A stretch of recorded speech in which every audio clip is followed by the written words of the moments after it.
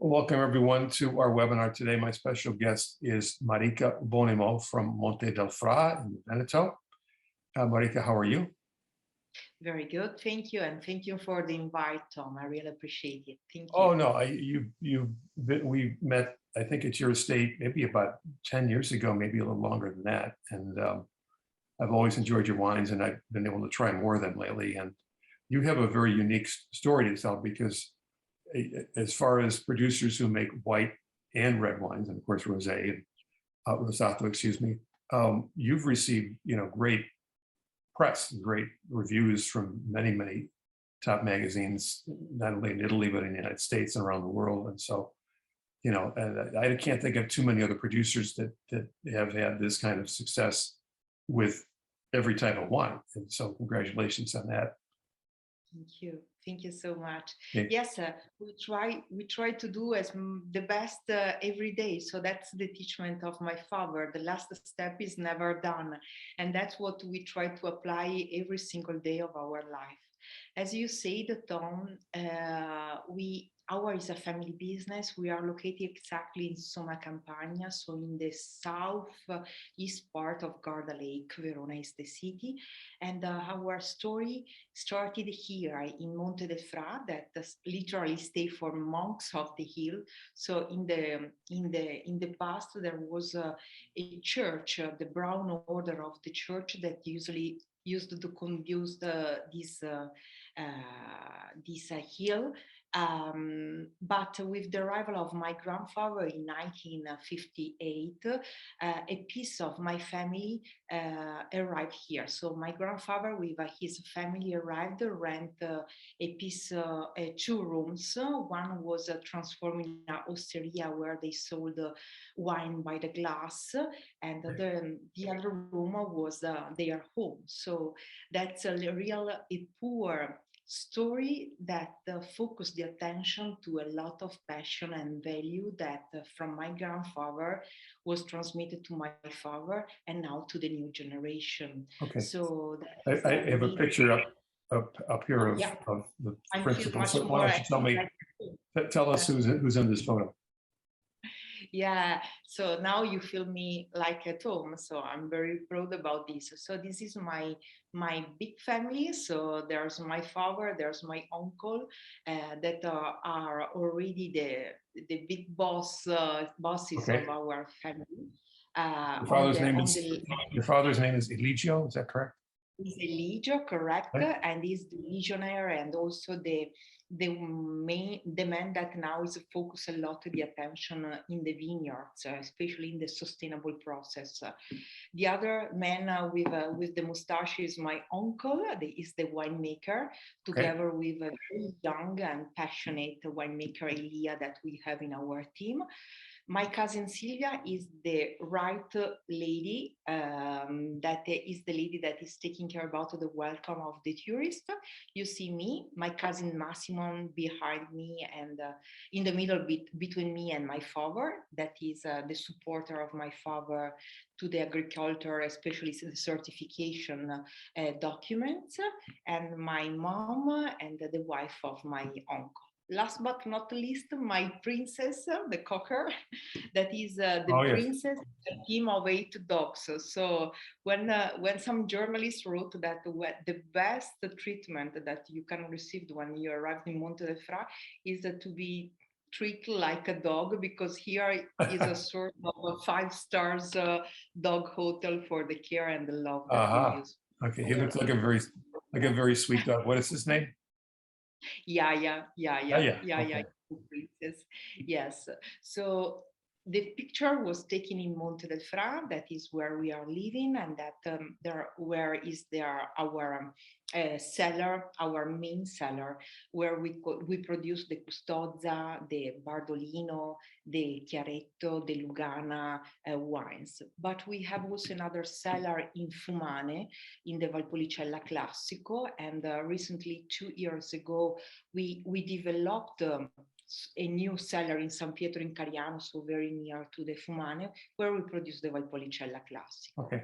So I done these two introduction just because the focus of our winery is based on the vineyards. Okay. So as I There's said, there's a map of your vineyards. Why don't you yes. tell people, we see Lake So, Garda there, and tell us about all the different, because you have a lot of different estates, and how many Yeah. hectares of vines do you have we planted? produce over And how many 100 different estates?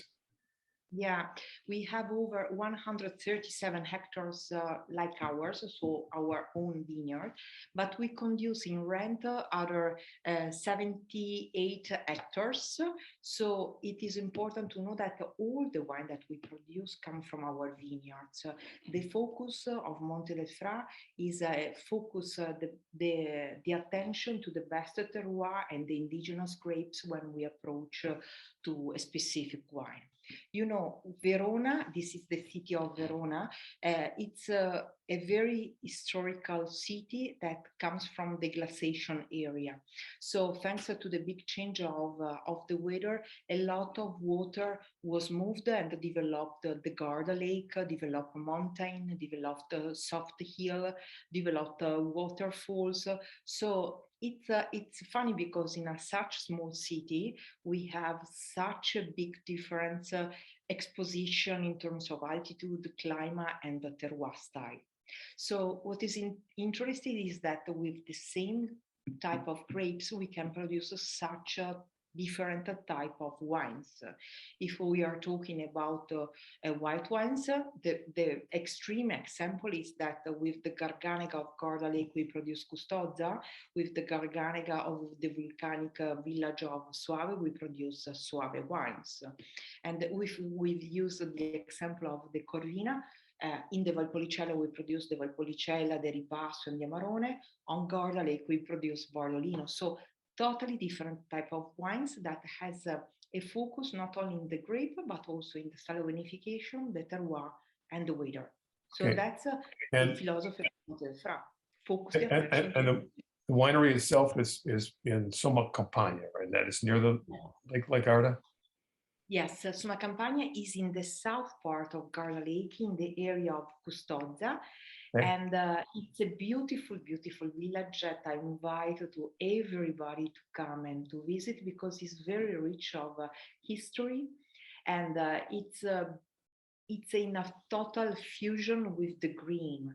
So people can have a beautiful day by bicycle, by horses, exploring our vineyards, our landscape, and has also a big power because it's just 5 minutes by car from the Garda Lake or from the downtown of Verona. So in such small time, you can visit a different landscape, different beauty of our beautiful city. So that's very important. Now, when Italians say it's 5 minutes, I always wonder about that because that's by car, and of course Italians drive a little faster than most Americans. So 5 minutes is more I think like 15 or 20 minutes for most of us. But how far? How many miles? How many kilometers is your winery from Verona? From downtown is just 14 kilometers. So maybe it's not exactly 5 minutes of Italian way of driving, but it's 5 minutes, not more. All right. So about 8 miles. So, okay, we'll talk about a lot of your wines today. And first of all, how is the production divided? What do you produce primarily? Is it white or red or? Yeah, let me say 60% is white wines. We have a strong focus about our territory where we are born, so the Custoza. So for us, Custoza is our first signature. It's the first way of love our territory and also the responsibility to produce in a quality profile. So the white wine is made mainly with Custoza Superiore, and Lugana, but we produce also a good quantity in terms of red wine. We started with Bardolino, but in 2006 we bought this property in Fumane, where we started to produce the Valpolicella. A Valpolicella that focus a lot of attention to the elegance, you know very well, Ton.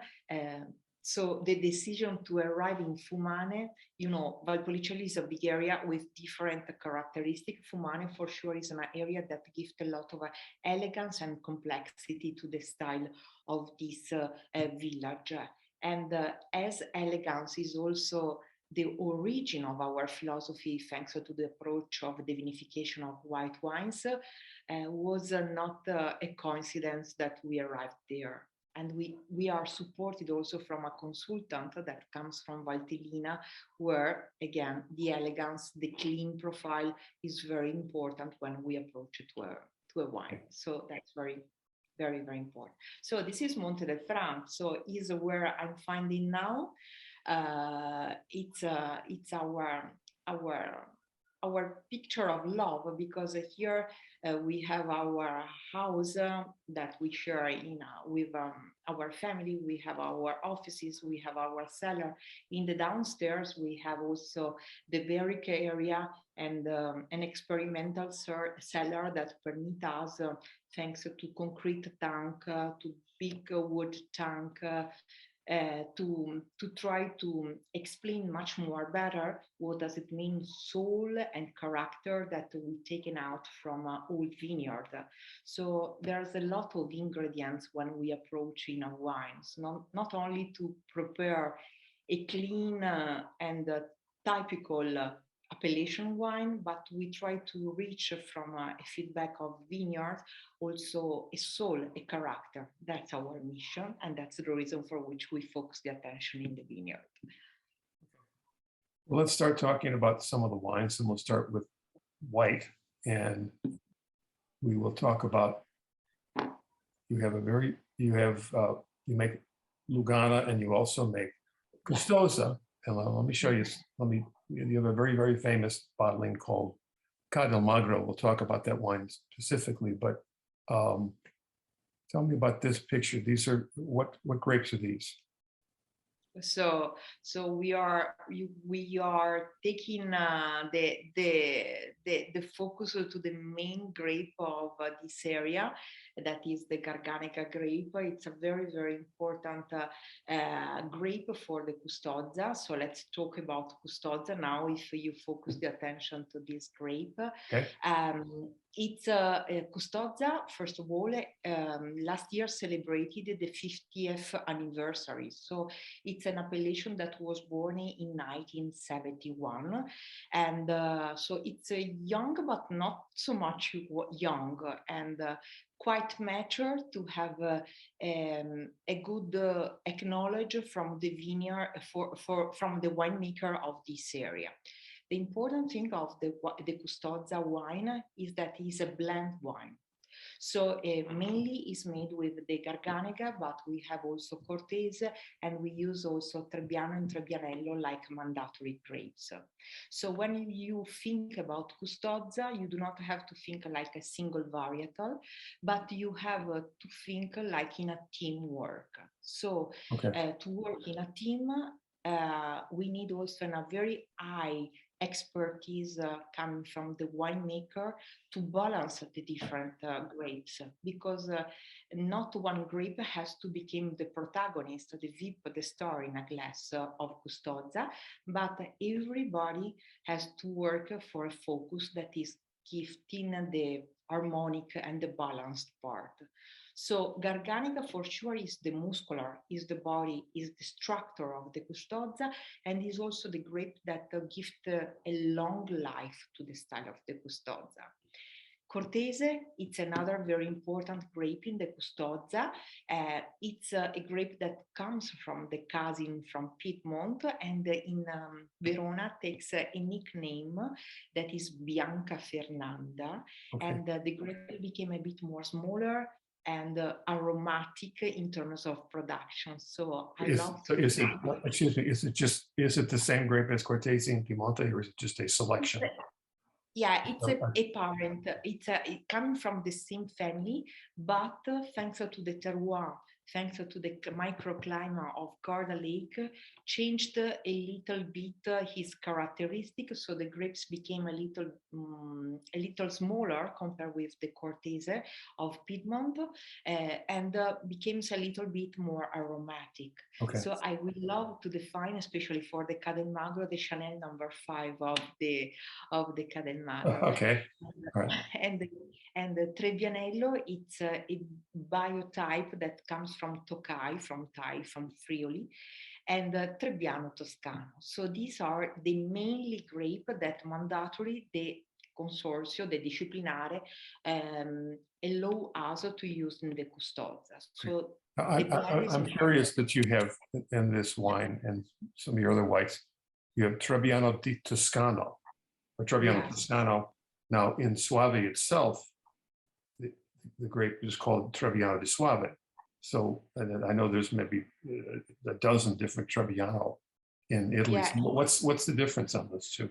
Yeah, exactly. We talked about Trebbianello for the biotype from Tokai Friulano, from Thai, and the Trebbiano, this is a grape that comes from the Trebbiano Toscano. So that's the origin of this Trebbiano. What is important is that when you plant this type of grapes here, we have to focus a lot of attention to the terroir, a terroir that comes from the glaciation. So it is very rich of white stones that is named morene, and that's also the reason for which this hills is named morenic hills.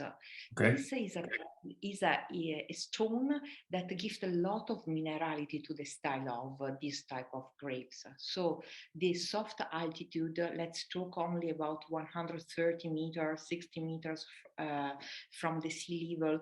This terroir gives harmonic, gives elegance, and gives a lot of minerality to the style of the Custoza. Last but not least, when you are talking about Cadelmagro, we are talking also about an old vineyard of over 55 years old. So a vineyard that Cadelmagro stay for a thin hill. So technically, it's a vineyard that does not produce too much quantity, but in extremely favor to the quality. A quality that, thank you, this is the Cadelmagro, a quality that reached also character and soul from the age of the vines. So very, very important. How old are the vines here, and what's the elevation? So the elevation, we are talking about 160 meters. Okay. Cadelmagro, it's a vineyard of over 10 hectares. Okay. And we few years ago, we started to plant by quarter these vineyards to refresh a little bit for some part. So this is a picture that wanted to capture also the history of the Custoza. Put that back up, I'm sorry. Okay. What is important also for the Cadelmagro is that in the years, because we are talking especially about Cadelmagro, not only about a Custoza, but about a Custoza Superiore.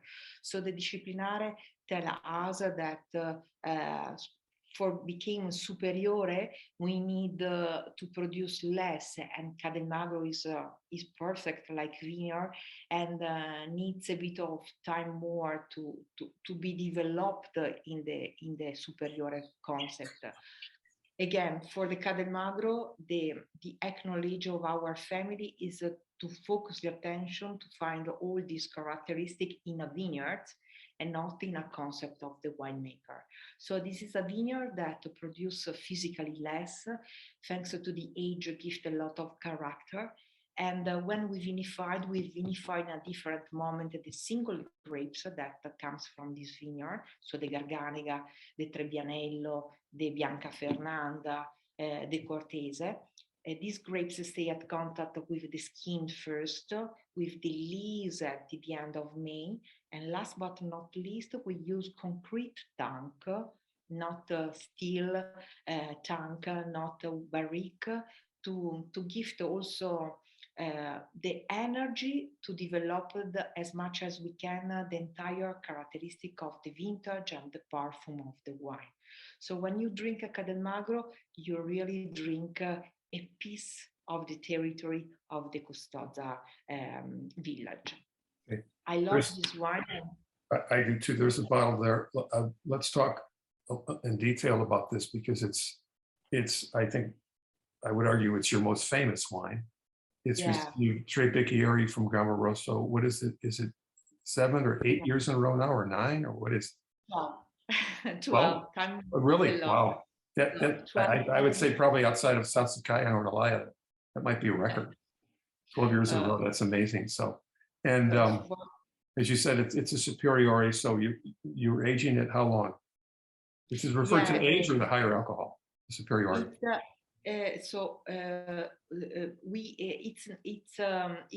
When we bottle, normally we bottle around the summer and we wait at least 6-8 months before starts to open and enjoy it.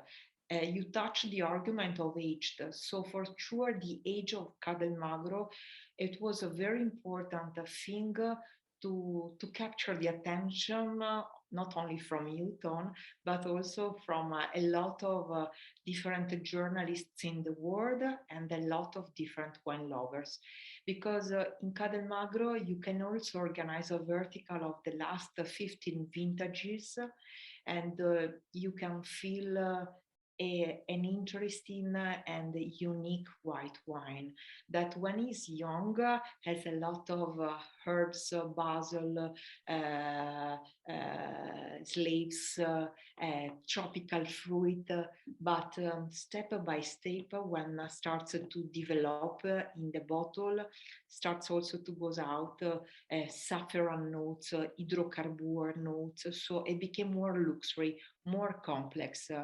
And it's a perfect gourmet wine because in such a small village like the Custoza, and Cademagro represent a taste of love of this territory.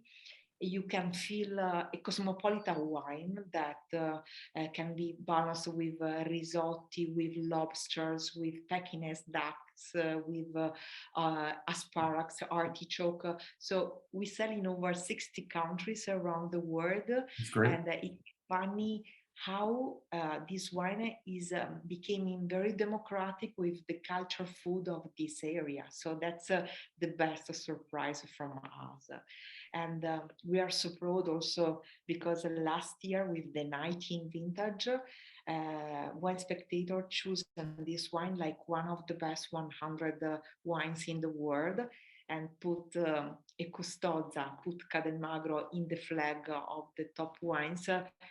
Makes us very happy. So we had our 2 seconds of glory, but immediately after, me, my father, and my family, we look into the eyes and say, "Hey, now how we can do better to promote this wine?"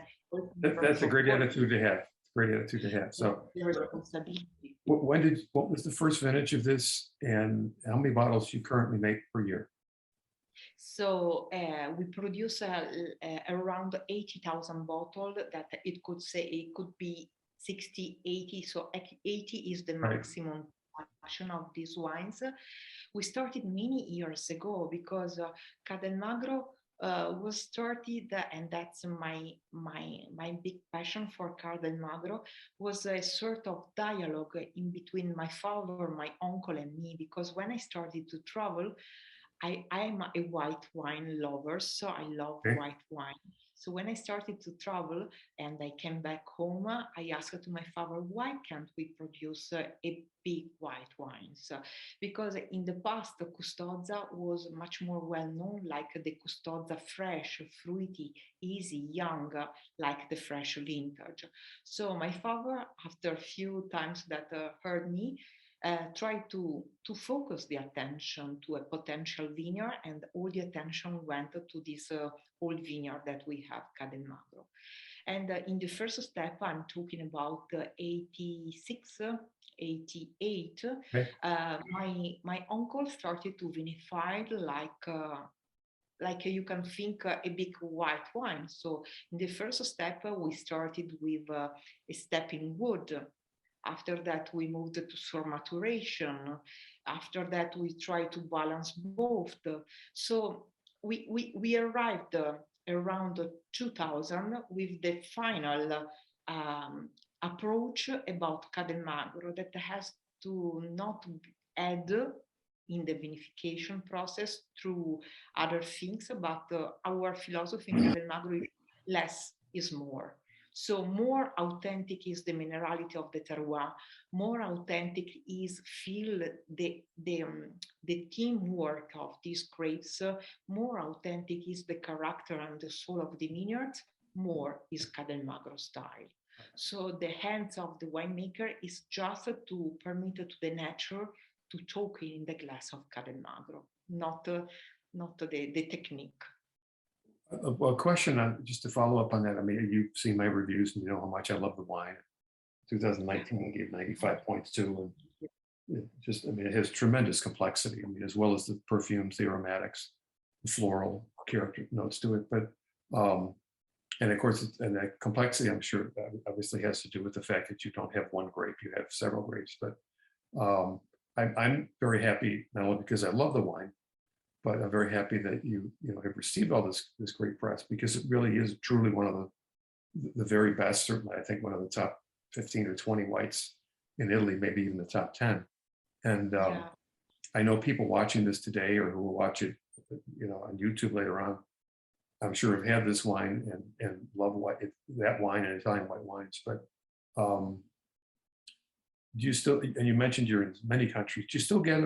Is there still a little bit of a hesitancy on some people about a white wine, and specifically a Custoza?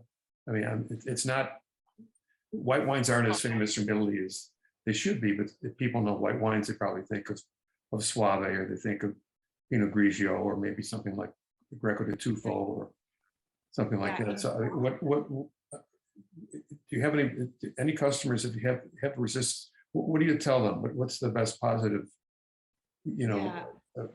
way you can sell this wine, to tell them about the qualities of this wine?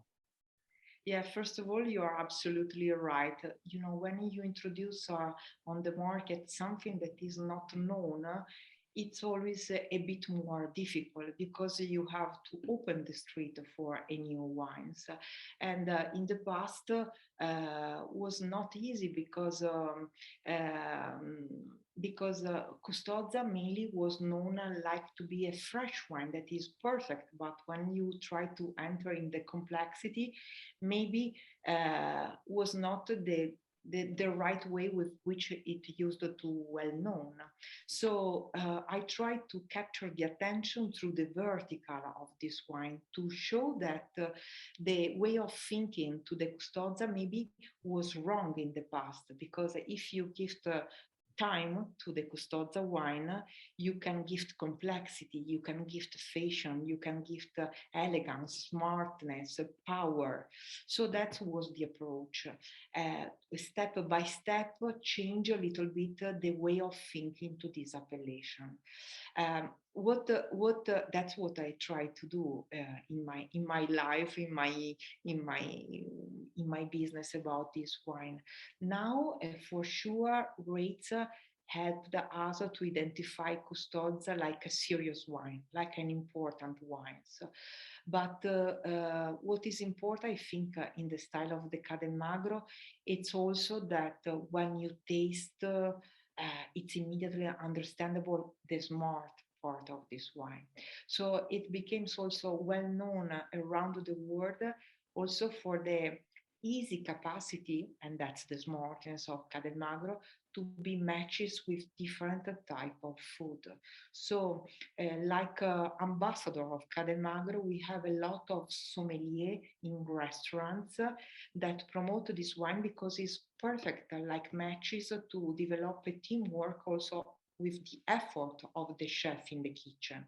So it's a wine that does not want to capture with the power, with the muscle, Right. but with this elegance that is the smartness. So this is a chain made with passion, with determination, and with a lot of wine lovers with acknowledge that love at first sight Cademagro and spends energy and words to well-known an appellation in a proper way. So that's the power of Cademagro, having a big portfolio of acknowledged wine lover friends around the world that put Cademagro in the heart and spend word every day to offer something different from the historical name, like a very good Pinot Grigio or a very good Soave, or just to talk about my area, but Right, let's talk about Chardonnay, Sauvignon, whatever.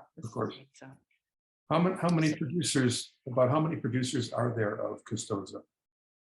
I'm not the right person to remember the Okay, numbers all right, exactly because I'm a passionate person. But what can I say? It's that is a small area that we are assisting a sort of changing of generation.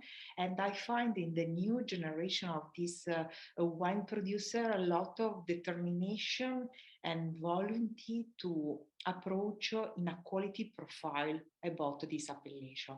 So that's very important, like for the blend of Custoza, that it works in a team, working in an appellation like the Custoza work like in a team of good producer. okay, So we are growing a lot and much more faster in the last years, thanks to a team of very good producers that are doing a lot of effort to represent healthy vineyards. So most of the producer work in a sustainable profile in the vineyards, try to represent with a high selection in the cellar. What does it mean, the soul of the Custoza? So this, for sure, when you work in a team, makes your street more easier and permit to work much more faster because you focus all the energy in a unique direction. right. And we are very happy about this. I was going to say, I hope that the other producers all send you a nice gift at Christmas, because you certainly with the success of Cademagro have elevated that wine into, I mean, it has an identity now, Custoza, where it was sort of a curiosity before. Now it's shifted from a curiosity to a recognized, quality white wine. And I know if I were a producer, I would be thanking you every day that, that you make Cademagro and you make it easier to still Custoza. So, but anyway, so a question before we move into the red wines, but we have to bring it up, but with warmer temperatures these days, and we talked a little bit before we started about what's the weather like been this year. I mean, I know across Italy it's been dry, hasn't it? Yeah. This is we are living in challenging years because every years there's always something of new. So what we are assisting is that half street does not exist anymore. So we have too high or too low temperature. Let's say in some period of the year. What I can say is that we are much more lucky than other area just because we have a lake that protects us a lot. So this permit to balance the temperature. Another important thing is how you conduce the vineyard. So we work all in a sustainable approach, but all our vineyard has a concept to be on the up part of the hill. So this also permit draination in case of rain. And in this case, I'm not talking about the Custoza because it's very rich of stone, so the draination is more easier. Also, we have all drop irrigation because it's allowed in Verona. You're allowed to use irrigation, okay? It's allowed. So this permit also to the vines to do not enter in stress and save water during the hot moment of the summer. Also, the cutting of the green in the vines is very important to preserve the skin and the acidity.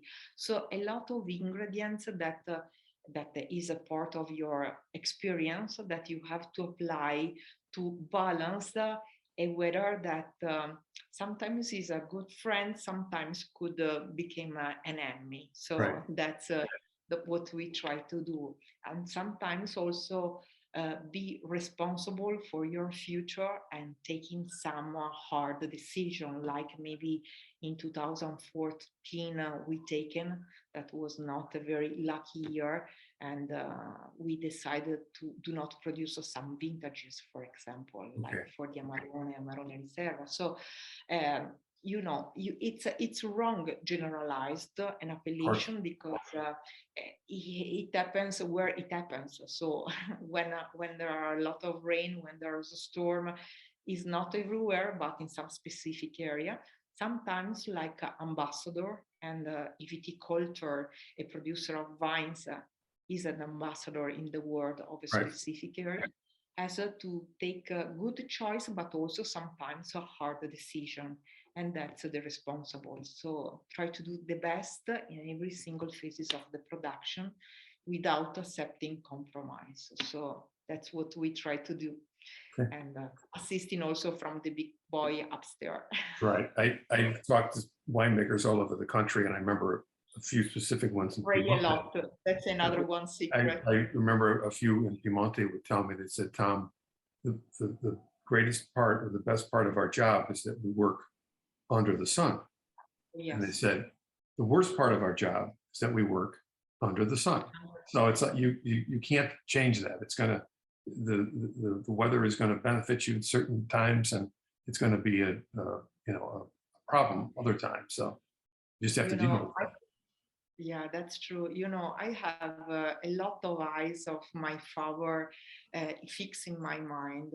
So sometimes extremely happy, because when I'm traveling maybe around the world, and he called me, if I is my father is the first person that wake up in the morning, and is the last person that is going to sleep also during the harvest time. And in December is 78 years old. Wow, good for him.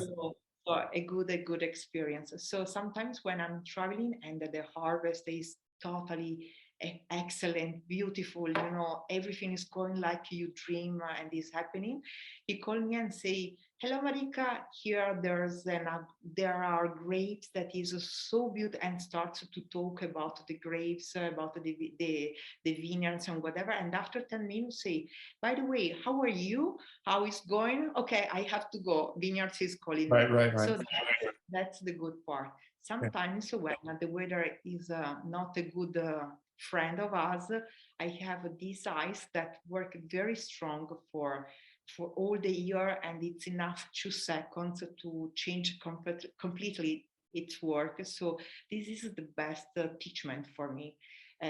See these eyes and learn the determination to do not become a victim, but to become a protagonist of your decision and of your passion. So when I say don't accept compromise, is also in this bad moment. But we pray a lot that this could be very rare in our life. Let's hope so. Right, fingers crossed. All right, let's move on to your wines from your Lena di Mezzo estate, and we have a few images here. This is near Fumane in Valpolicella Classica, see? It's in Fumane. Lena di Mezzo, it's a beautiful vineyard in the middle of the nature, in front of the Garda Lake. So it's in the heart of Fumane. Lena di Mezzo Lena in the past was the river that gave the water to the Fumane village. So it's a geographical name to state that in the middle of this vineyard, there was a river. It's a beautiful vineyard that we bought in 2006. When we arrived there, was love at first sight. So we celebrated our anniversary, because we were around our 50th anniversary of wine business. Okay. And sometimes to gift your career, you buy maybe a car, maybe something. We bought a vineyard in Fumane because we feel the instinct to try to do new proof in our life. So when we approach to this vineyard, we ask also support to do in a proper way the philosophy of the Valpolicella to a consultant that comes from Valtellina. The name is Claudio Introini. So very good expertise in terms of Nebbiolo for Sursato. So for certain thing, the same approach for the Appassimento style, like for the Valpolicella. But of course, we are talking about Corvina, Corvinone, and Rondinella. Fumane, it's a volcanic village. The altitude from the Lena di Mezzo started from 330 meters and is moving over 520 meters. Okay. And the Amarone Scarnocchio that we tasted recently, Tom, it's our highest part of the Tenuta Lena di Mezzo. So in this, the complexity is again the terroir, that is becoming more black compared to the volcanic terroir of the Amarone Lena.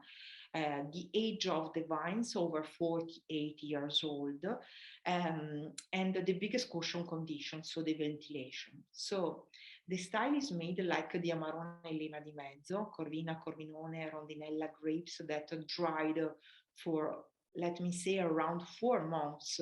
Even if there's not a fixed rules, because you teach me that it depends how dry is the autumn that determine also the quantity of the dry procedure. But the important thing is that when we press these grapes, we work first of all in pre-cold fermentation to preserve the freshness, the elegance, the fruit of that vintage. And in between the pre-cold fermentation, the fermentation, we develop the indigenous yeast. So like I say, you can like Scarnocchio, you can like Scarnocchio, but you cannot tell me that it's not an 100% wine from the Fumane terroir. In Scarnocchio, you have also the altitude.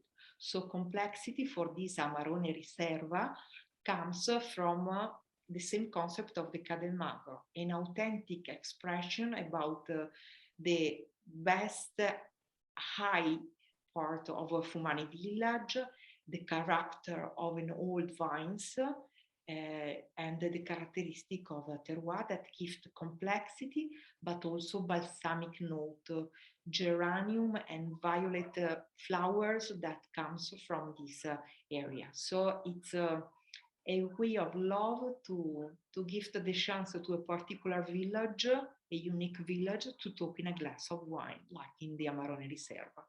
Okay. Now, wine that also... we talked a lot about the Scarnocchio here, which is your Riserva Amarone.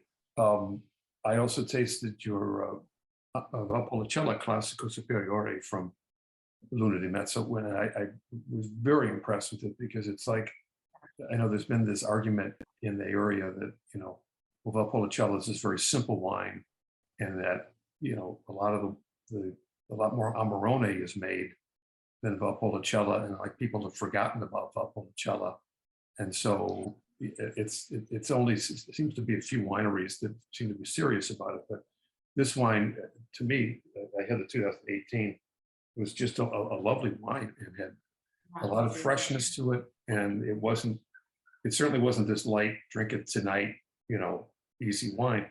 It had a lot of complexity to it. It could age for a good 7, maybe even 10 years. But tell us about that wine. Yeah, thank you that you stress this philosophy, because it's very important for us. So you know, making this work is very hard, because you never finish to learn from the nature. You never finish to work 7 days per week, because there's always something to do. So sometimes in some trendy moment, is much more important, is much more easier focus the attention to some specific wine that the market requested, than to express the real identity of different characteristics that the landscape can offer. For us, the mission of represent with quality all the type of wines that the territory has to produce is mandatory, again, because the philosophy comes from the vineyard. So in the Valpolicella, we produce the Valpolicella, the freshness style that comes from the Guyot, Corvina, Corvinone, and Rondinella grapes that we have in Fumane. And we produce the Ripasso, the Amarone, and the Amarone Riserva.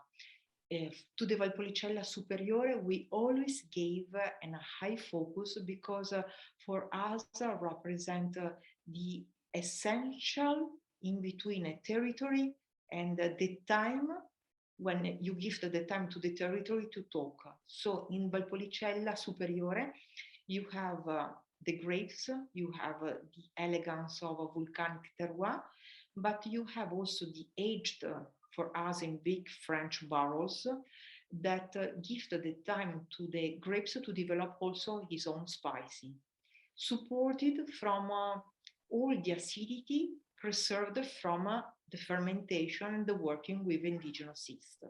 So my father teach me, remember that a wine, independent that is a fresh and light wine or a big wine, has to be always elegance, because elegance, does it mean terroir? Does it mean grapes? Does it mean also state if the winemaker done or does not do a great work? But elegance, does it mean drinkability? And the acidity is also a good friend when you drink a glass of wine. So in the Valpolicella Superiore, you have also these that support a lot of words, a lot of things that the wine has to do in your glass: freshness, flavors, fruit, spicy. So it's really a gourmet concept to translate a Valpolicella that most of the people may be well known to be the Ripasso or the Amarone area. But Valpolicella is real the nickname to talk about the area where it is produced, this one. Now you have another Amarone called Casa Capite. Where does that come from? Tell us about that one. Yeah, we produce three Amarone: Amarone Lena di Mezzo, Amarone Casa Capitei, and Amarone Scarnocchio. Amarone Scarnocchio is our Riserva.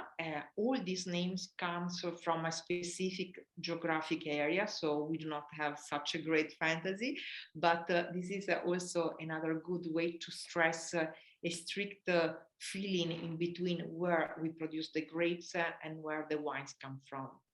Lena di Mezzo for sure is the best grapes of the Lena di Mezzo, and represent the elegance in our way of drinking Amarone, elegance and complexity. Casa Capitei is our approach to produce an Amarone that focuses the attention to the muscular also, but muscular compatible with the elegance of the Fumane village. So it's an Amarone that does also a stop in barrique, not only in big barrels. Is an Amarone that we take a lot of attention during the dry procedure to capture also the muscular and not all and not as much vertical like for the Lena di Mezzo or the Scarnocchio. So it's the free way of intending different styles, but not the different styles that comes from the vinification, but the different styles that come from different maps of our vineyard, different expression of the territory of Lena di Mezzo. So it's our homework done in the vineyards to give the expression to a territory. So right now, let me ask you a question in general. Amarone, as most everyone knows, has only been around since the mid-1950s, and originally the wines really had that raisiny quality. You can understand that with, when you air dry the grapes, passamento method, the grapes look like little raisins. And that was always something that was just, you accepted. It was just like that.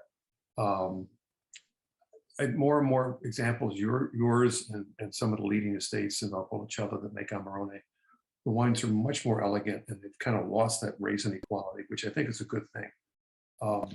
How have the producers been able to do that?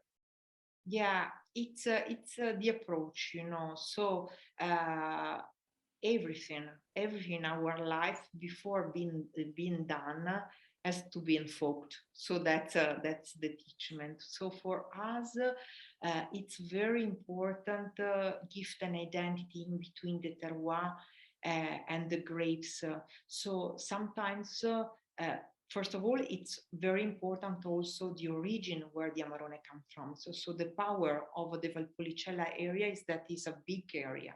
So if you tasted different Amarone from different villages, it's mandatory that you feel different characteristics because there's a strict approach in between terroir, climate and grapes. So for sure the area going much more in direction to Vicenza gives more muscular, the area for example of Illasi.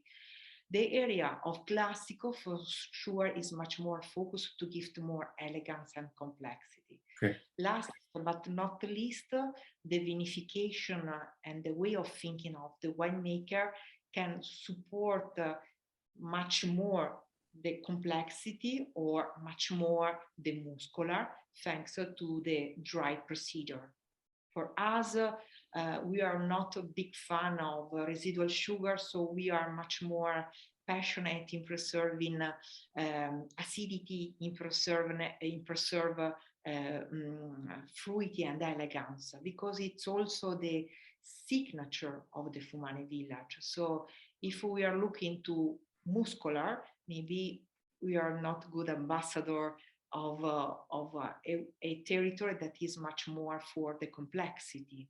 So our philosophy is to be much more transparent in between the territory and the grapes, without looking maybe compromise to support much more the muscular with maybe too much dried procedure or maybe too much aggressive wood. So I'm talking about philosophy. I'm not saying I'm right or we are false. It's just the approach of purist identity with the territory. For us is mandatory. We don't want to be the protagonist in the glass, but we love to use the smart that we have to talk about the territory. So that's our clean key to support a wine like an important Amarone. Right. Now, a few minutes ago, you mentioned like in 2000, we were talking about vintages, and you said 2014. It was a very challenging, very difficult vintage. I've talked to other producers of Valpolicella Amarone. Some of them told me it was the worst vintage they'd seen in 20 years.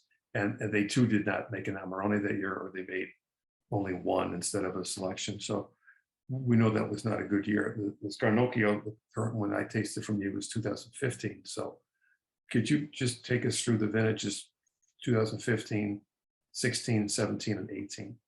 And tell us how those vintages turned out, what we have to look forward to. Yeah.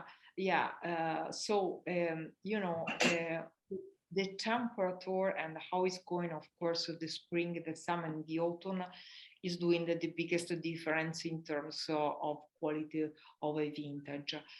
For sure, in all these vintages that you mentioned, the autumn is something of extremely lucky, because in such amazing changing of weather that we are assisting the last years, we are having quite all the years amazing autumn.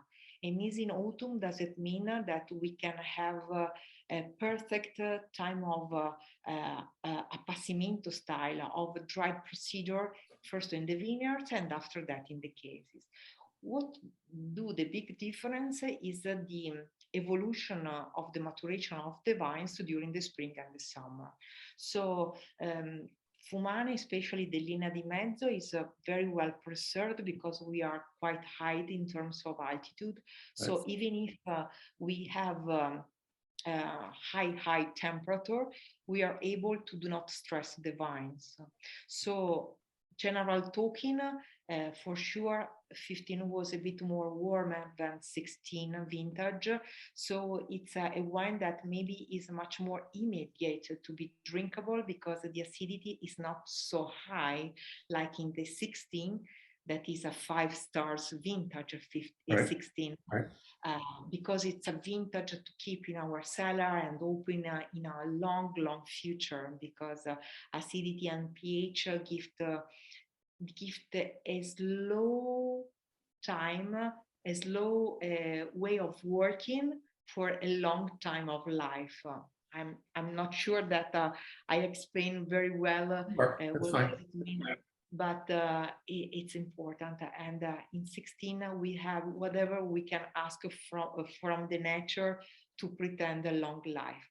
15 is a great vintage, maybe a bit more warmer compare, so maybe much more immediate, much more rich in the immediate, very good, of course, but maybe the spicy, the chocolate and the coffee comes quite immediately, but it's very good, nothing to say. Right. Also in the 17 and 18, we are assisting a very challenging and good vintages. So in the last years, we are very, very happy and lucky, especially. So good. And just very briefly on 2019, 20, and 21, in several parts of Tuscany, and especially in the Langhe and Verona Barbaresco, producers are telling me these are 3 great vintages in a row. So is that the same situation in Valpolicella? Yeah, for sure, because as we said, the autumn was great, and also the summer was great. For sure, 20, even if now is sleeping, so we will drink in the future, will be another super excellent vintage. And also 21, even if it was not a rich vintage, because statistically we saw that produced less, it's another very nice vintages. Again, when we talked about weather, we cannot talk in general, and we have to focus the attention about specific area, and we are very happy. But as my father say, don't trust in my words.